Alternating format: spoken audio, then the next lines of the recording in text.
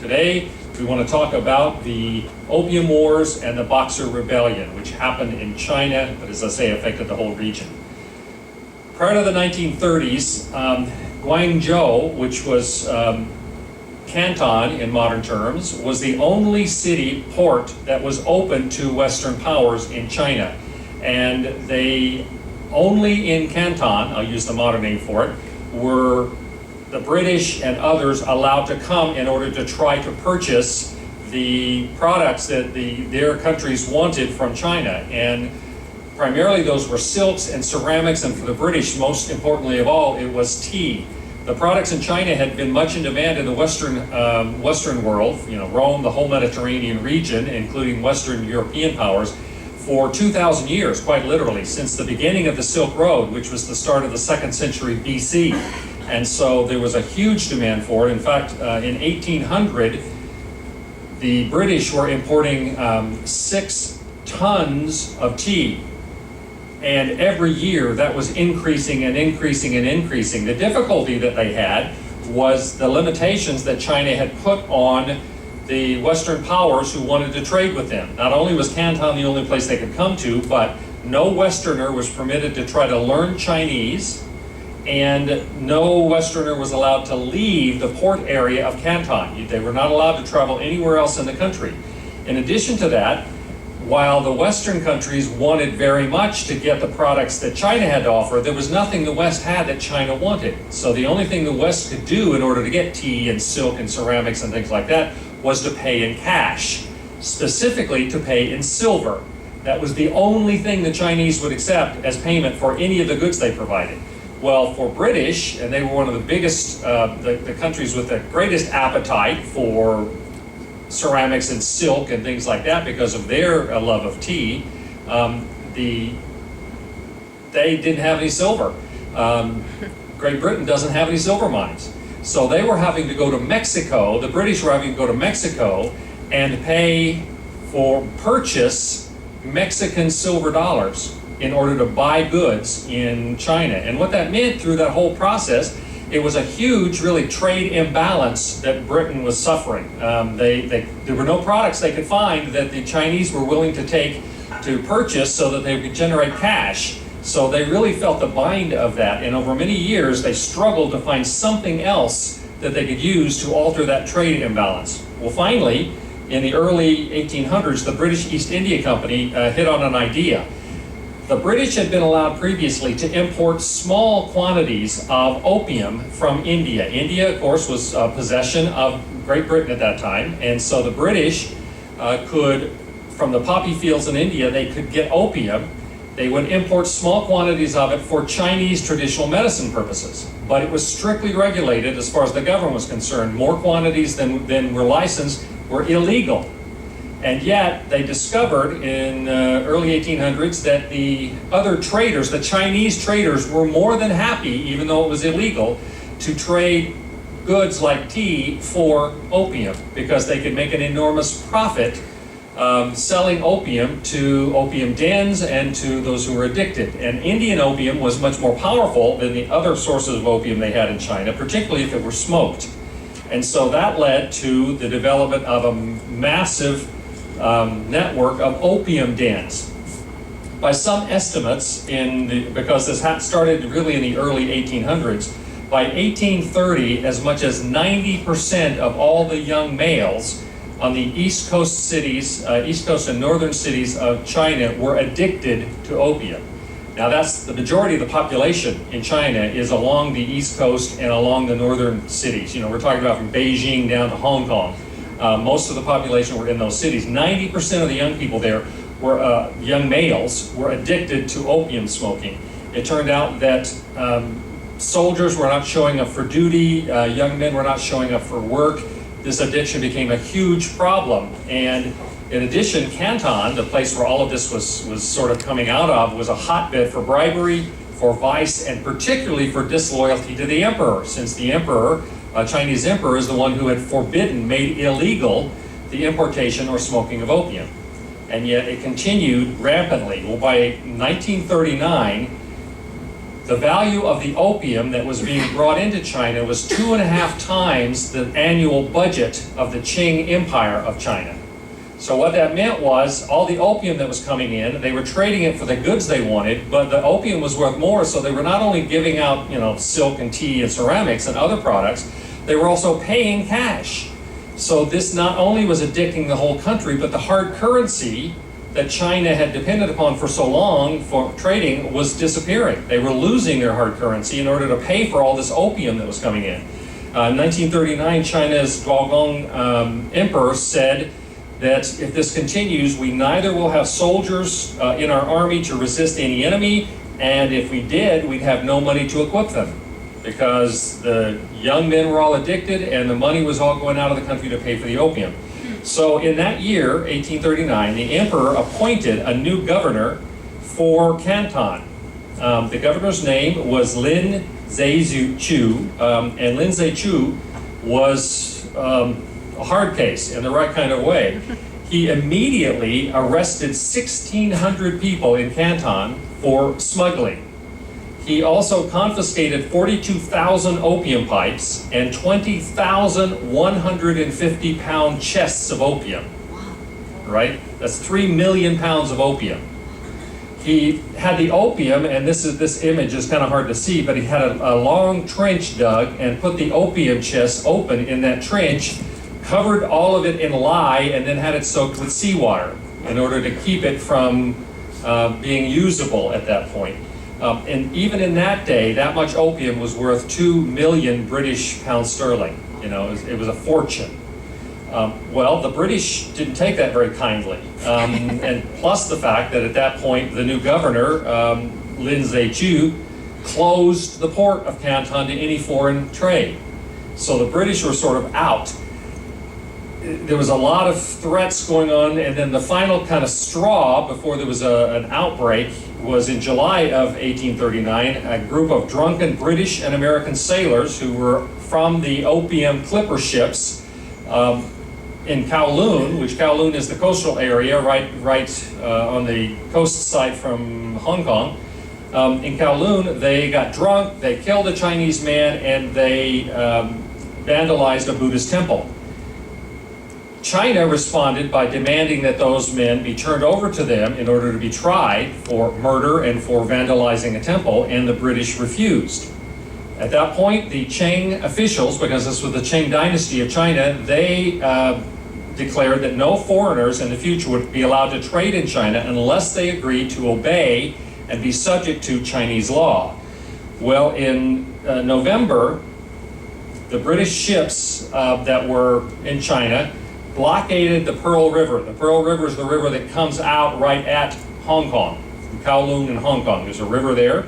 And they blockaded the Pearl River. They started sinking Chinese ships, capturing coastal forts, and then landed soldiers on the mainland of China. This was the beginning of the Opium War, the First Opium War. And for 2.5 years, the British pursued a violent campaign against the Chinese and ended up winning virtually every battle on land and sea. A famous English educator and historian, he was the headmaster of rugby school, Thomas Arnold, no relation as far as I know, was, quote, wrote to a friend and said this war with China really seems to me so wicked as to be a national sin of the greatest possible magnitude, and it distresses me very deeply. Cannot anything be done by petition or otherwise to awaken men's minds to the dreadful guilt we are incurring? I really do not remember in any history of a war undertaken with such combined injustice and baseness. Ordinary wars of conquest are to me far less wicked than to go to war in order to maintain smuggling, and that smuggling consisting in the introduction of a demoralizing drug, which the government of China wishes to keep out and which we, for our lucre of gain, want to introduce by force. And in this quarrel, we are going to burn and slay in the pride of our supposed superiority. A couple times before I've done this talk, I've encouraged any citizens of the British Empire that they might want to stay in their cabins. This is not Britain's finest moment, but then every country has some period that was not their finest moment. For the United States, we only need to be reminded of the period of the American slavery to remember that we We too have had our dark moments. So the British proceeded to, because they had very modern ships, and those ships were equipped with very modern cannon, whereas as you can sort of see here, the Chinese ships were all wooden junks. That's not an evaluation, they're called junks. And they were neither as mobile, as fast, as maneuverable, nor did they have the weaponry that the British ships had. And so the British naval ships completely dominated the coastline, destroying coastal defenses, coastal forts, as I say, landing soldiers, armies, so that they could fight on land as well.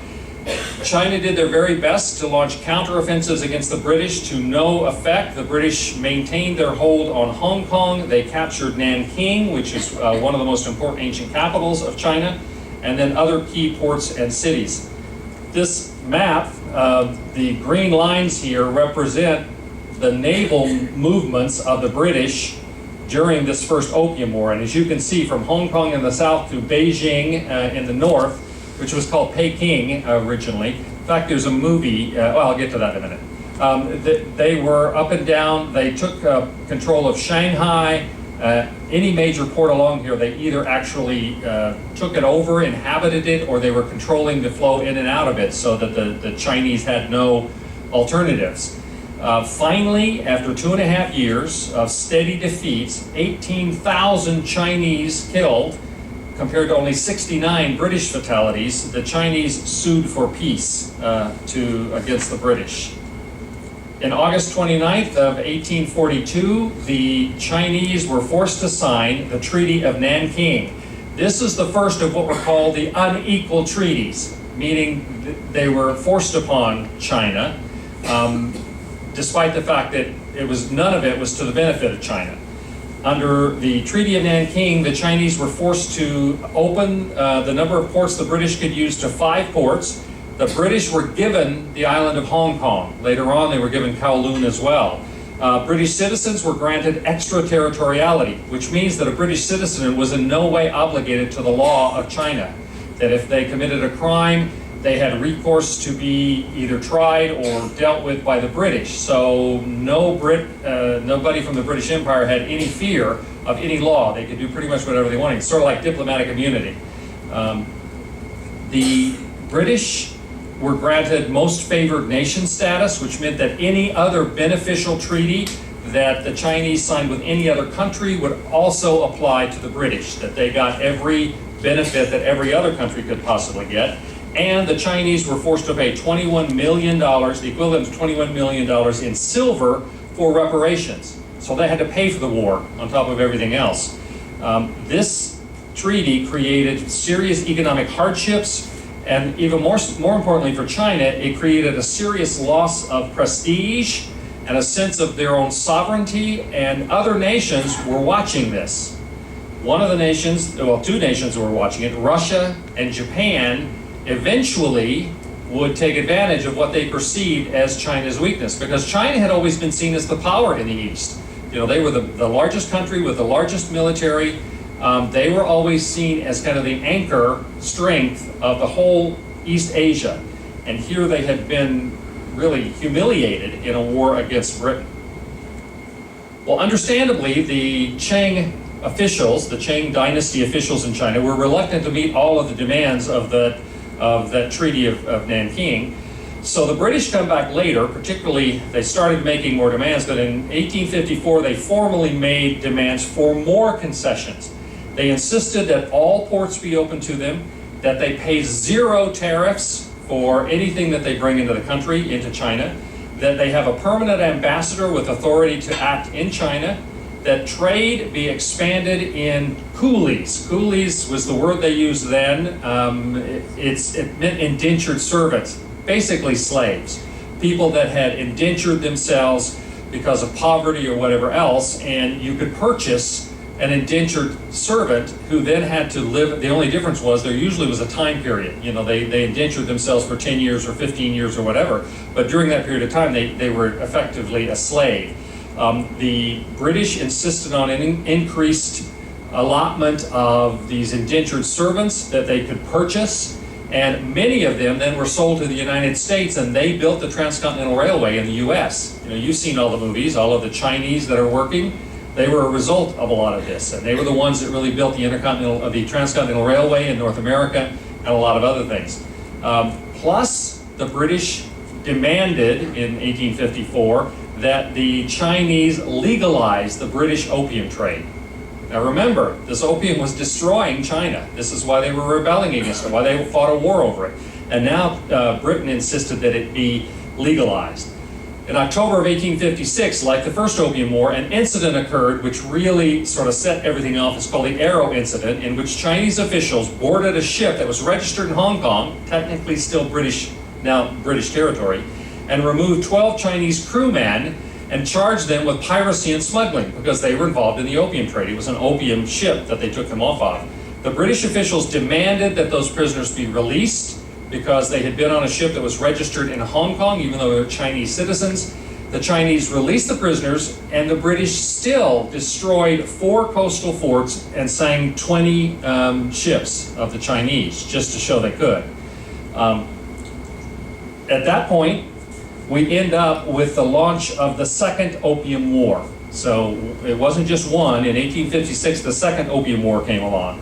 The British were the primary movers in this one as well, but it went further than that. At this time period, China was involved in dealing with a major rebellion called the Taiping Rebellion. The Taiping Rebellion was kind of weird because it was sort of a Christian cult, a pseudo-Christian cult. The leader of the Taiping Rebellion claimed to be the younger brother of Jesus.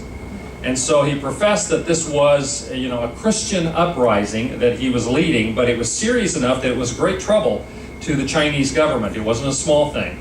That reduced even further the Chinese ability to respond to the aggression that they were receiving from the British again. And because of that Taiping Rebellion, the Chinese had arrested, and then they found him guilty, and he was condemned to be executed. And then the jailers beat him to death before he got to execution, a French priest named Auguste Chamberlain. And the Chinese accused him of spreading Christianity outside of the area that he had been legally limited to, because they had certain areas like Canton and others that you could share Christianity, but most places you couldn't. They also had found that he had been in communication with and cooperating with the rebels that were part of the Taiping Rebellion, sort of the pseudo-Christian rebellion, which was a serious problem. And so because of that, they had arrested him. When he was beaten to death by his jailers before he actually was executed, the French were really angry, and so they decided that they would join the British in this Second Opium War in order to teach the Chinese a lesson. And so we have these images of French cavalry and French soldiers attacking the Chinese as well. Well, in all, from this Second Opium War, 2,900 Western troops died, quite a few more than in the First Opium War, but between 12 and 30,000 Chinese were killed in the Second Opium War. This war ended like the first one did, and that was with a very punitive treaty. This is the Tientsin Treaty in June of 1858. And because of this punitive treaty, China was forced to, one, pay a further large indemnity to both Britain and France. They had to open more of their ports. They had to allow any foreigner with a passport to travel wherever they wanted. They had to allow foreign missionaries to evangelize freely wherever they wanted. They gave full property rights back to Chinese Christian converts because there had been limits. If one converted to Christianity in China, there had been restrictions placed on you. They removed all of that. They did agree to export more indentured laborers to the British, and then many of them found their way to America, as I said. They ended up, because Russia was an ally with France, to giving away the left bank of the Amur River, which is in China, to the Russians. And that's where they built the port of Vladivostok. I mentioned earlier, Vladivostok was the only real Pacific port that they had. Even that was a problem because it froze up in the wintertime. That's why they wanted, they were struggling against the Japanese to try to take over part of Manchuria so they'd have a southern port. And they partitioned off other parts of China to foreign powers. How many of you all have ever been to Qingdao in China? You ever been to Qingdao? Okay. What's the most famous product in Qingdao? Beer. Beer. Qingdao beer. Qingdao beer was built by Germans. if you go to that city, half of the city looks like you're in Heidelberg or someplace, because the city was given to the Germans. They started a brewery, the most important thing they could do, and then they built the city in a German fashion. And that was just one example, and today the most popular beer in China, Tsingtao beer, is basically a German recipe. And so other cities were given away. Hong Kong, of course, was maintained still by the British, but other ports were given to other of the Western powers. This prompted, again, both Russia and Japan to look at China and say, gosh, twice. They couldn't make any kind of reasonable defense of themselves against the British. And now Japan and Russia knew the British were a powerful force, but the Chinese had not been able to even hardly stand up to them in any way. And so China and Japan started thinking Russia and Japan started thinking that China might be the answer to some of their resource problems. A lot of this led to the First Sino-Japanese War in 1894, in which Japan went to war with China in order to gain control of Korea, to get the resources that Japan needed, and to control part of Manchuria. Later on, they ended up arguing with Russia, which led to a war between Russia and Japan. Both of those wars, Japan won.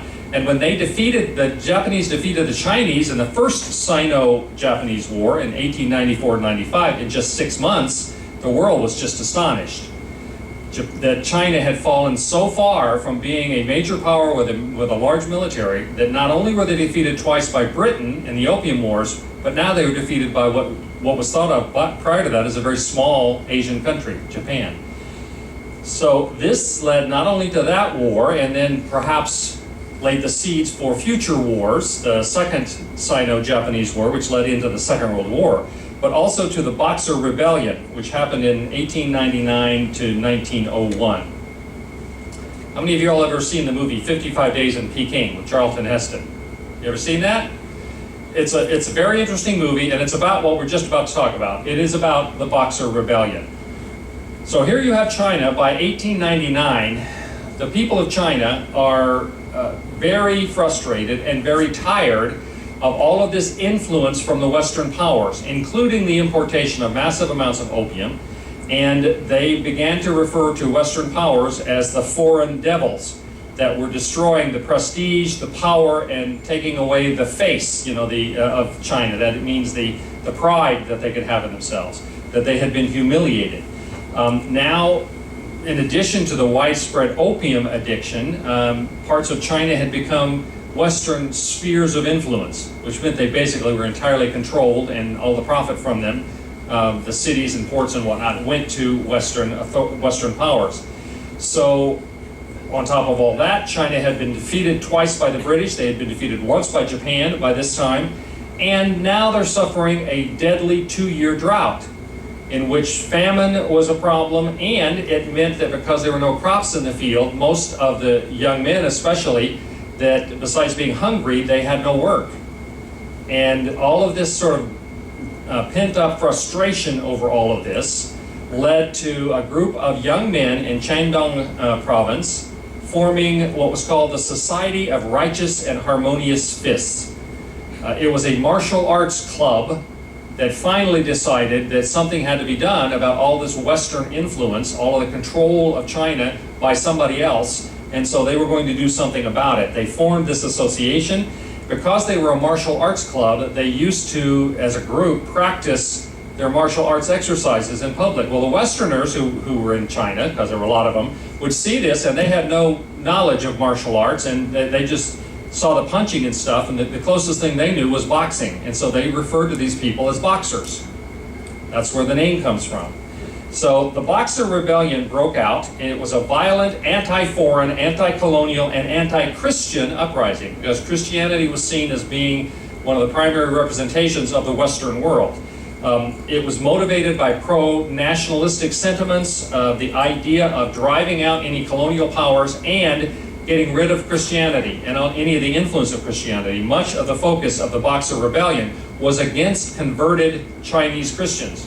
Those Chinese who had converted from Christianity. Their theme, their motto was support the Qing government and exterminate the foreigners. Well, at first, the emperor, the emperor's mother was the Empress Dowager Cixi.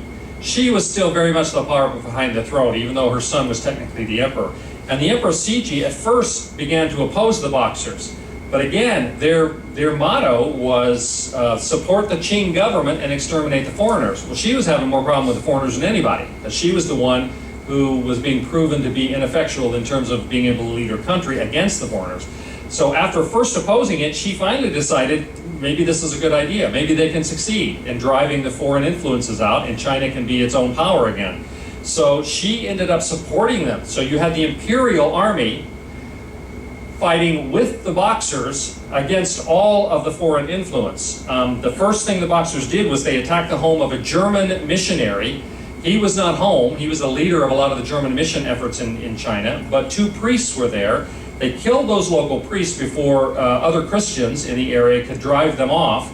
But as a result of that, Kaiser Wilhelm, when he heard about this, was so offended that he decided to make a military response. He was the first one willing to do that. And when the soldiers that he put together were getting ready to board the ship to sail to China to help deal with the Boxer Rebellion, he said, I want you to go there and fight like Huns.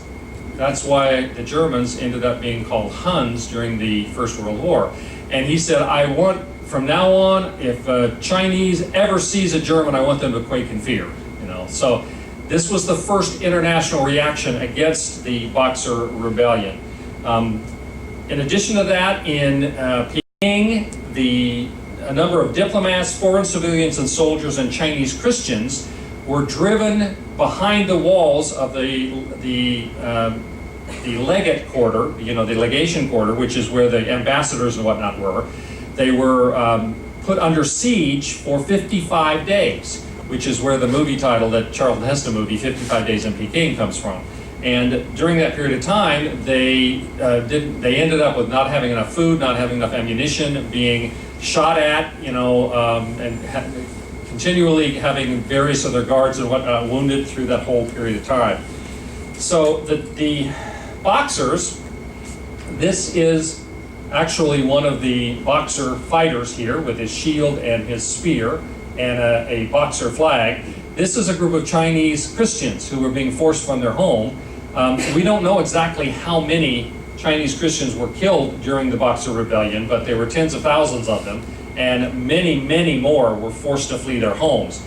This lower right-hand corner, these are Chinese Catholic Christians who are preparing to defend their church against the Boxers.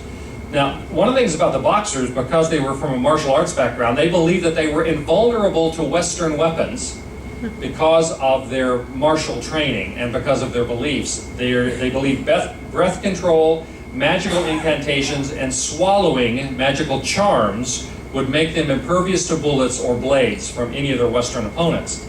They believed that if they went into a trance, they could be spirit possessed and made even further powerful, and that if all of them as an army could simultaneously go into a trance and be possessed, that they would be undefeatable as an army. Now, as I say, the Chinese converts, Chinese Christian converts, were especially targeted at this. One of the reasons is the Boxers considered the Chinese Christians as being a threat to the traditional Buddhist and Confucius beliefs that they had in China. And more specifically, because they were suffering from a drought, the traditional way of dealing with a drought is that everyone in the communities would get together and they would pray to the Buddhist and the Confucian spirits, particularly Buddhist spirits, and ask for the drought to be lifted. Well, because Christians were not allowed to do that, did not want to do that, they were seen as the reason that the drought continued.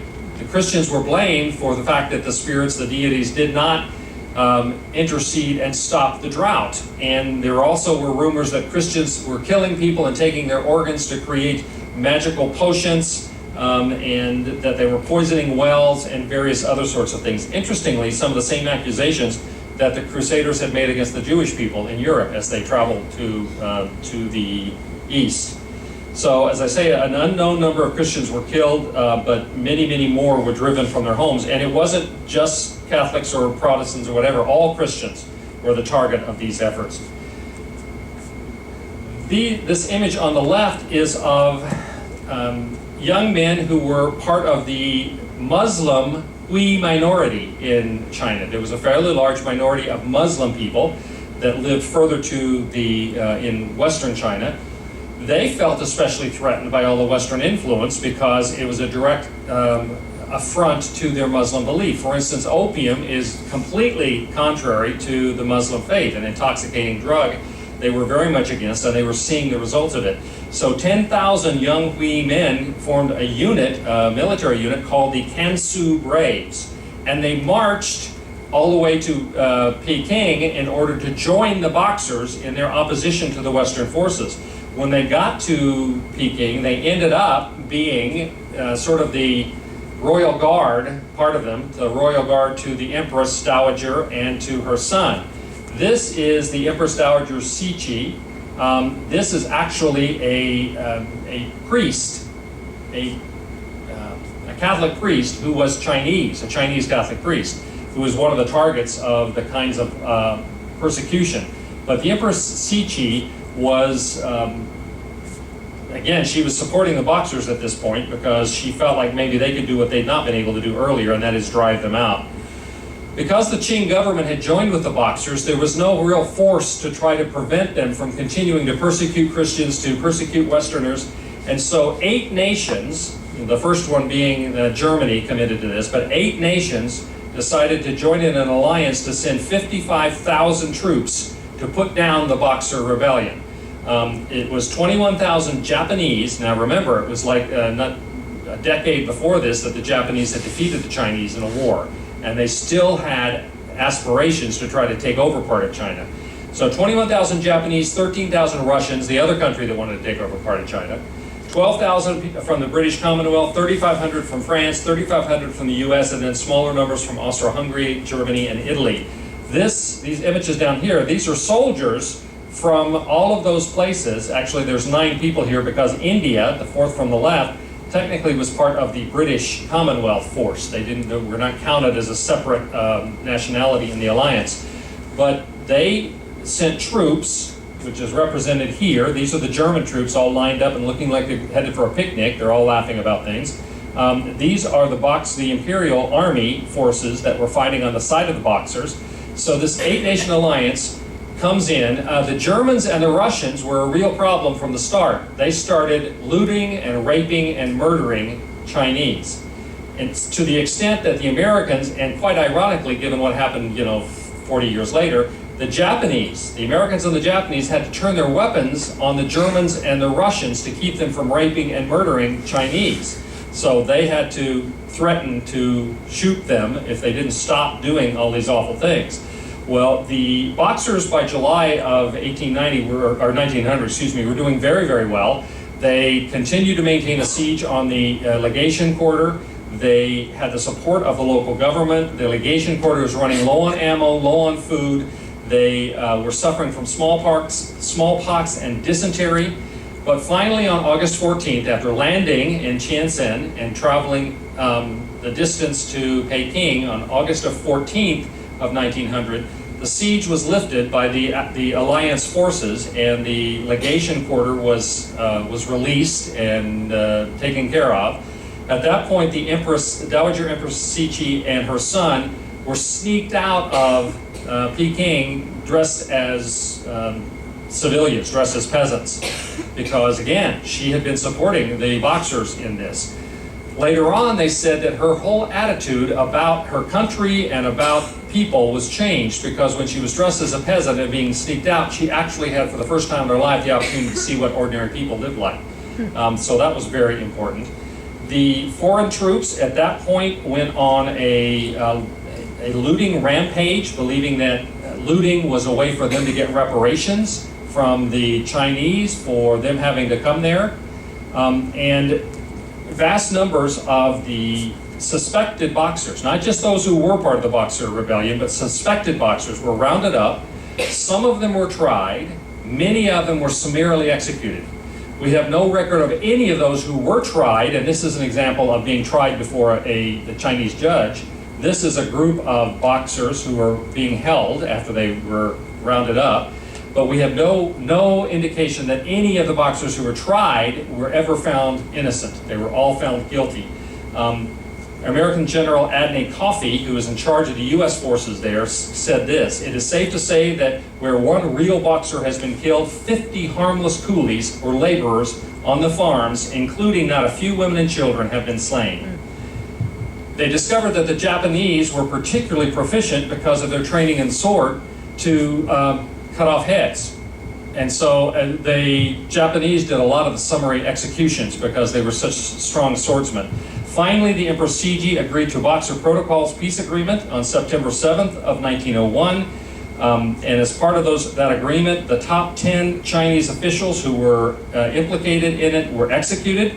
China was forced to pay 450,000 taels of silver over 39 years to all of these foreign governments. That's 600 million ounces of silver, worth what today would be the equivalent of $11 billion. All in all, between 20 and 30,000 Chinese Christians were killed. 20,000 imperial troops, that is the Chinese imperial troops, died. 20,000 civilians were killed. 526 foreign soldiers were killed. We know that's the only number we know exactly.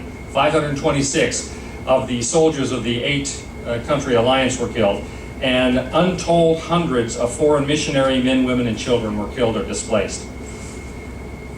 As a result of all that, the weakness that had been shown by being defeated twice by the British, once by Japan, and then once by the 8-nation alliance, which was only 55,000 soldiers, the sense was that the rest of the world, and this is the Queen Victoria, this is Kaiser Wilhelm, this is Tsar Nicholas II, this is Madeleine. She represents the French. They didn't have as recognizable a figure, and a Japanese samurai are all looking at China, deciding how to divide it up. And of course we have here a Manchu in the background.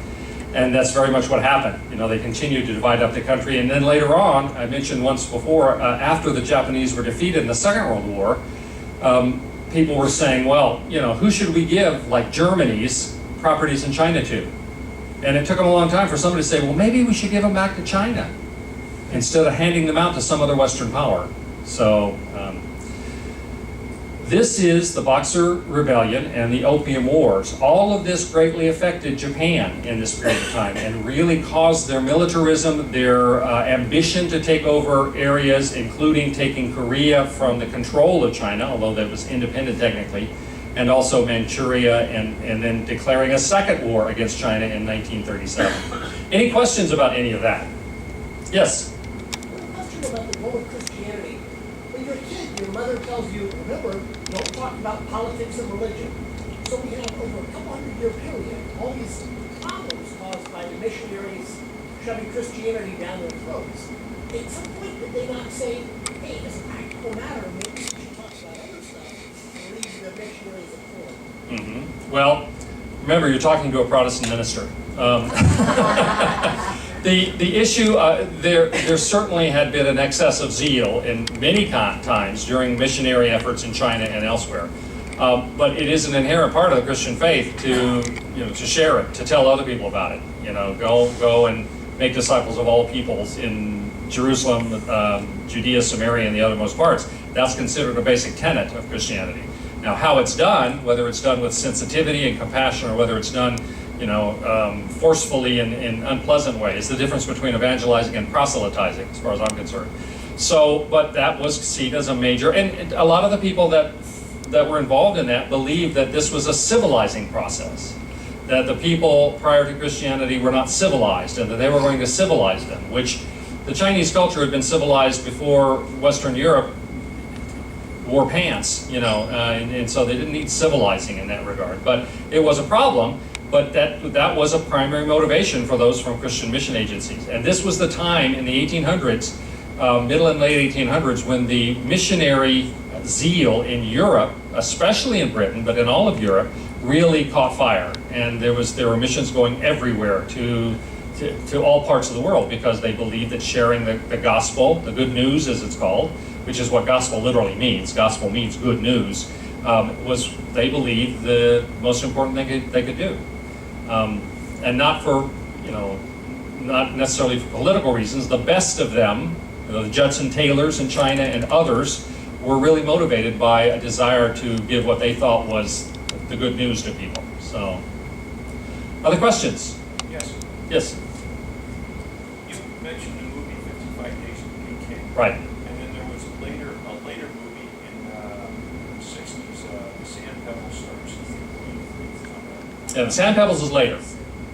Okay, that wasn't part of the box. No, it wasn't. That came in the late 1920s, early 30s, I think. The Sand Pebbles, it was a ship, an American ship that was captured, and, well, defending itself against, but that was later than the Boxer Rebellion. And I say that because actually I knew that movie, Steve McQueen, and somebody mentioned it in earlier cruise, and I looked it up, and it was, I think, 1929, 1930 was when the Sand Pebbles event happened. How accurate are both of those?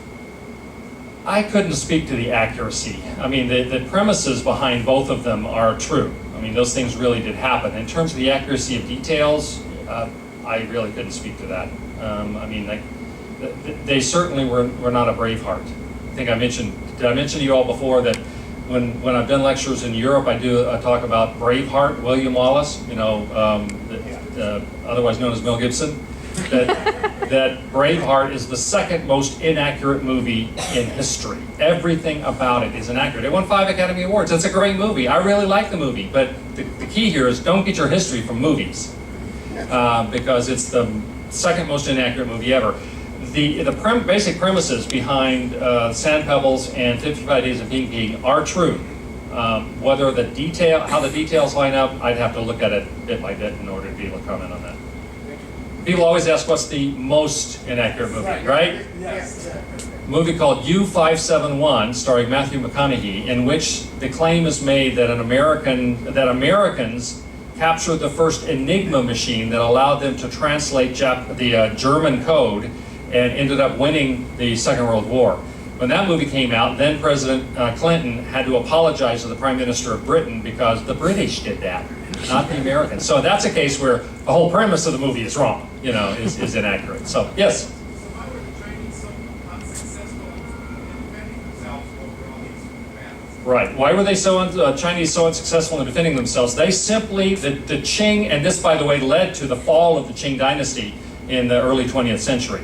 The Qing dynasty had been completely unsuccessful, unlike the Japanese, in modernizing their military or their government. Their economy was still, sort of an 18th century economy. The military, they still had troops during this period of time who were fighting with bows and arrows and swords.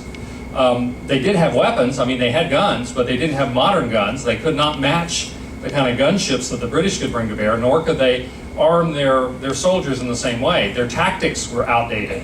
And so in every way imaginable, they were just so far behind, and they had never been successful. It was the lack of ability to modernize and to sort of move into the 20th century that caused the Qing dynasty to eventually fail and the Republic of China to come into place.